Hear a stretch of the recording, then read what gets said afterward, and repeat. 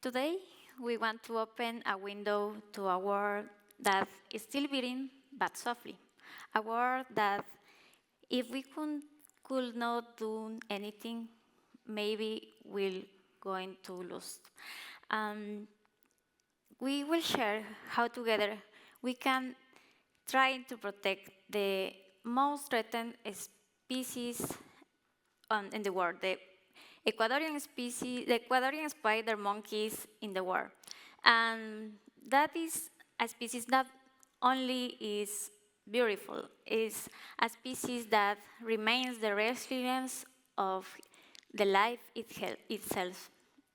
And to begin, we want to share with you this difficult video to watch. And here you are seeing Kiyari. He's making a really hard decision, thinking how going down to cross the road. And that decision can put his life in danger, because this is not a normal behavior for the spider monkeys. And we will explain later why. 50 years ago, in the Ecuadorian Choco, the forest of Manabi was a paradise. There, jaguars, pumas, and the extraordinary spider monkey live side by side. That forest was the home of the grandparents of Denby. Maybe some of you remember Denby because you met him in our first expo 2 years ago.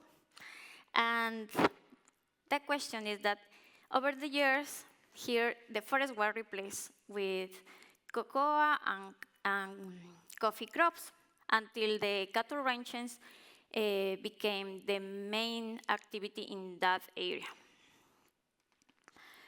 And so, little by little, the call of the jaguar fell silent, the pumas disappeared, and the spider monkeys were trapped in very small fragments. And 9 years ago, we came to Manabi for our first time, and that visit changed our life forever, because when we were looking for the monkeys in the forest, we found something really hard for us that broke our hearts. Because seeing these beautiful and sensitive animals trying to survive in really hard conditions was a really sad experience. But at the same time, we understand and we can see that they were looking for a chance, and we feel like we have a new opportunity, and the forest was giving the last chance. And that day we made a promise for the spider monkeys and a promise for that forest that still resists in that area. And the promise was you are not alone, and we are here to protect you. And that is how. So with that promise, we have been very fortunate to see some of really nice stories about the Ecuadorian spider monkeys that live over there in this region. One of them was Denby to grow, this small young male that you saw in the last video. But today, we want to share another story, and a story of these two lovely ladies. So in the right is Cantu. Cantu is a baby female spider monkey for around 2 years old. And her mother, Killa, actually he is probably 20 to 25 years old. So this shows us that they are living proof that hope exists and that life still wants to move forward. So through our research and monitoring, we now know that in this region, at least 300 Ecuadorian spider monkey lives in at least 29 forest fragments. And for a critically endangered species, this number is really important. And it's a population to fight for.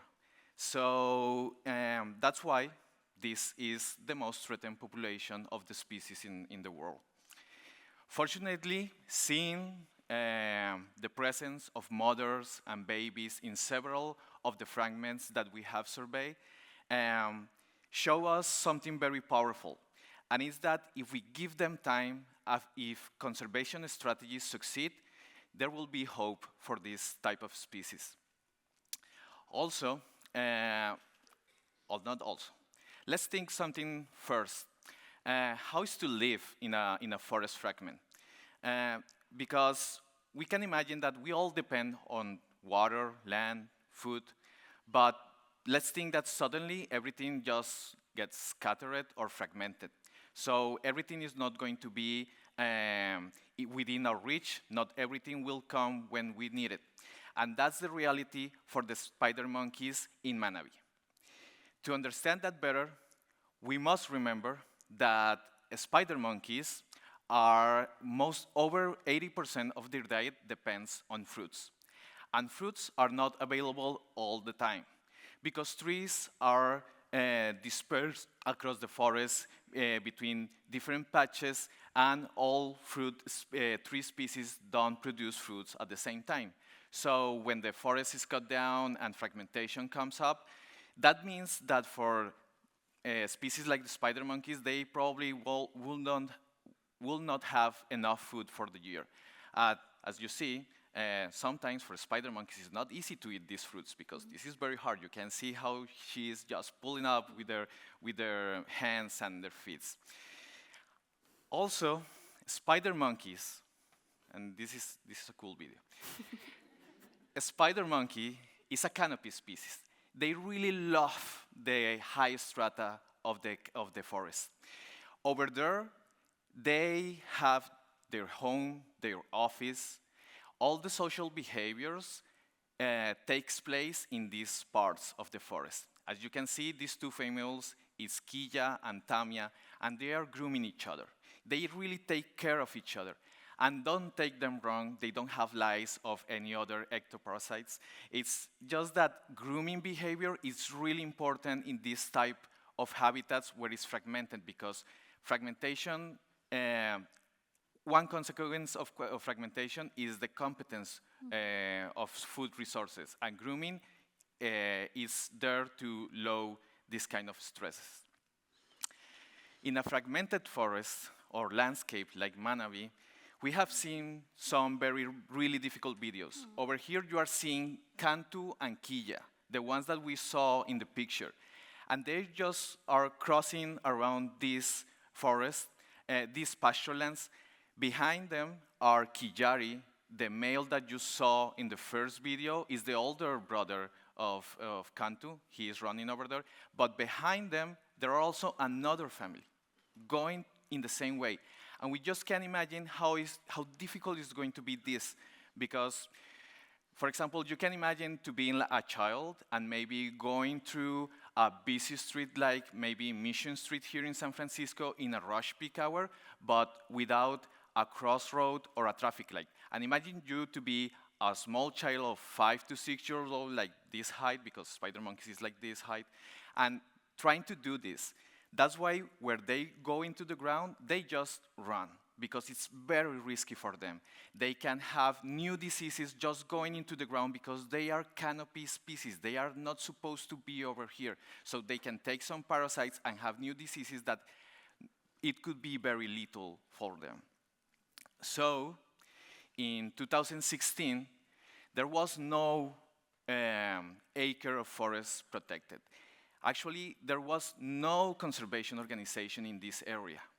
And we are talking about one of the 25 most endangered primates in the world. So this area was really abandoned, and we knew that we needed to act immediately. It took us some years, but in the meantime, we were there researching, talking to communities, and in 2022, with our wonderful partners, we achieved the first 500 acres and the beginning of the Mono Araña, or Spider Monkey Reserve. Thank you. Now, we want to acquire almost double the land. Oh, sorry, I'm going to go back. So now we want to acquire almost double the land and for about $400,000, we can really make a change in this landscape. Because that yellow plot that you are seeing is the area that we are aiming to buy now and to expand the protected area to 1,072 acres. Also, this gives us an opportunity to start working on the connection of these two areas. And looking forward to the future, we aim to triple our efforts. And our aim is to probably by or with other conservation measures, protect all these other core forests. And of course, it's going to be a collective help, and probably maybe with your help, we can achieve that in the long run. And while we do that, we are working on reforestation and restoration activities. We are now in a process of reforesting 115 acres, and reforestation and restoration is really a good opportunity to mobilize knowledge between scientifics and local communities. We are over there always talking to the communities because conservation only happens through a community effort, really. So we are continue working with the local schools, with the local children of the area, because we know that for the future, we have to work together. If we are going to change future and we are going to strengthen their livelihoods, we have to meet them, know their challenges, and work with them to have a better goal. So, spider monkeys, they have survived despite everything, despite all the things that we have showed you in this presentation. And now the real challenge is whether they will have a safe home forever or whether their story will end here. But we want to write another ending for this story. The ending that we want to write is that Quilla and Cantu will continue have the trees that they need to continue to the future, and of course, to thrive with to wildlife and communities to thrive together. So thank you very much. Thank you.